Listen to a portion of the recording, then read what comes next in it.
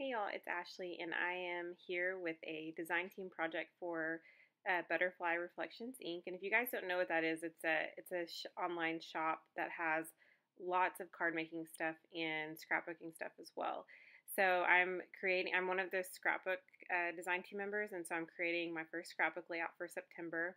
And I started off with some picked raspberry and spun sugar, and I just did the packaging technique that many people do by just smushing it on the plastic and then spraying it and then putting it all over my watercolor paper, which is what I'm using. I'm using like an 18 by 12 watercolor sheet that I cut down to 12 by 12, and I got that at Michael's, I believe. Um, everything, pretty much everything I'm using is from the shop, or she has these things available in the shop, and so I'm going to try to link those below, but I'll definitely have them linked on my blog and on the Butterfly Reflections blog as well. Um, I go a little bit of a different route than it looks now, sort of. I started off with two photos from our maternity shoot, and I actually changed one of the photos here in a little bit because I realized that I kind of ruined it when I was trying to work on my title. But the first thing I did was I did the inking, and then I cut up some papers just to layer behind the photos.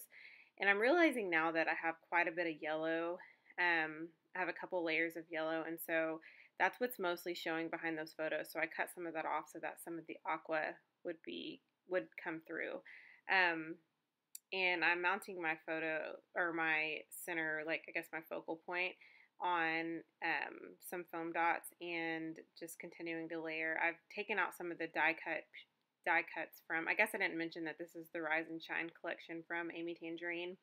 I have quite a bit of the stuff, and I got some of the stuff in my design. I got quite a bit of the stuff in my design team package, and from the Butterfly Reflection shop, and I could not wait to use it. It's one of those things, like, I really love the collection, and it's hard to use because I love it so much. And I know I say that about quite a bit of collections, but I really do love all the pretty colors in this one. So I wanted to go ahead and start using that up, and I thought the design team project was the perfect reason to start using this collection.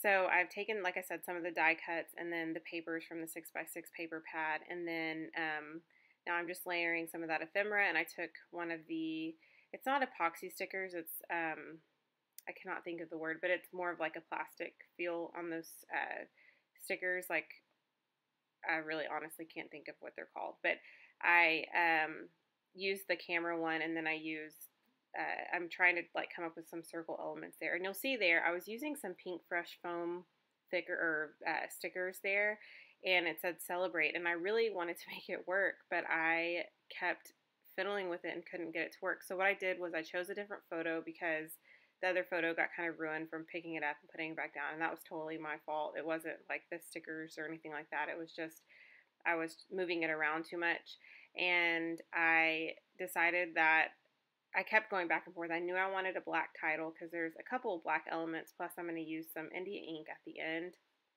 I knew I wanted the title to be black, but I didn't know what I wanted it to be called. So I saw that there was sweet on that same sticker sheet from Pinkfresh that I also got, or that's also something from the shop that you can purchase, and I believe so. I'll link those if it is. So I went with Celebrate This Sweet Life, and that way I could do the whole title in black instead of having it mix and match. I was going to have it kind of use the black letters and then use a different kind of thicker for the second part of the title, but it just didn't look right. It wasn't bold enough, and I really wanted it to be bold. So here's the 6x6 paper pad from the Rise and Shine collection, and I was looking for kind of a neutral color to add to the clouds. I just used to add to the other cloud up there. I just used a cloud punch that I have on hand. I'm trying to get into my tools a little bit more because I don't feel like I use them enough. So here I'm using the Amy Tan Rise and Shine, the same collection. I'm using the washi tape little sheets, and I do like that they're sheets and that they come off and they're not on rolls. I do like that. And what I decided was I wanted to kind of anchor that second part of the title. So I chose two colors that would kind of make the black pop a little bit more. And so I just chose like an aqua color and a pink color, as if I didn't have enough pink on this layout in the background. But I did choose that. And then I'm looking at the layout and I'm kind of thinking it needs a little something else there at the end. So I look for a heart off that same Pinkfresh sticker sheet, and I put that down. And like I said, if that is one of the products in the shop, I'll link that. I'm pretty sure she has that available. And I'm looking at this layout and I'm kind of deciding, like, okay, I feel like it has all that pink in the right hand corner and it's just not. And I don't want it to look perfect, but there's a part of me that's feeling like there needs to be some pink in that bottom left hand corner. So I just decided to take some of my ink and drop it in the left hand corner. Now, it doesn't show up as bold as that top portion because I was just trying to be careful and not get it all over the place. And then plus I was being impatient and I wiped it up with the paper towel.